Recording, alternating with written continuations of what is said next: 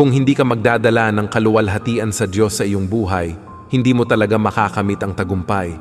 Una, ang tunay na tagumpay ay hindi katumbas ng kayamanan. Kung ang tagumpay ay tungkol lamang sa pera, bakit ang ilang mayayamang individual ay naghihirap sa kawalan ng pag-asa na maging nagpapakamatay pa nga? Ganon din sa maraming celebrities. 'Di ba? Kung ang tagumpay ay kasing kahulugan ng kayamanan, bakit hindi sila masaya? Alam mo ba kung ano ang tunay na tagumpay?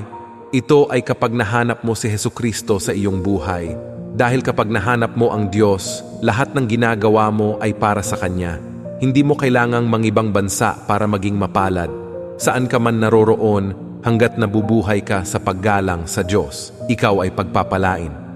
Kahit nasa bahay lang, pwede kang magkaroon ng income gaya ng nasa abroad, napakamaawain ng Diyos. Nasaan ka man o ang uri ng iyong hanapbuhay, hanggat kasama mo ang Diyos, babantayan ka niya. Ibubuhos niya ang kanyang biyaya sa iyong buhay. Maraming tao ang nahihirapang makakuha ng mga trabaho. Bakit ganon? Maaaring iniisip nila na mahirap makahanap ng trabaho dahil sa matinding kompetisyon, ngunit hindi iyon ang katotohanan. Ang lahat ay nasa kamay ng Diyos.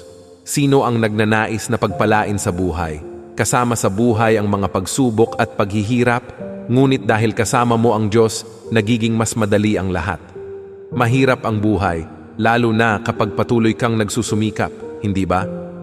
Gayunpaman, kapag sinamahan ka ng Diyos sa paglalakbay, ang karanasan ay ganap na naiiba. Alam mo ba na gusto ng Diyos na paglingkuran mo siya habang may oras ka pa? Samantalahin ang pagkakataong maglingkod sa Diyos habang kaya mo pa dahil malapit na ang oras.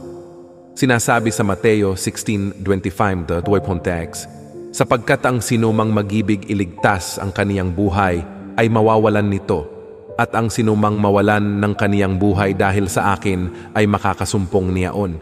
Sapagkat ano ang pakikinabangin ng tao kung makamtan niya ang buong sanglibutan at mawawalan siya ng kaniyang buhay? O ano ang ibibigay ng tao na katumbas sa kaniyang buhay?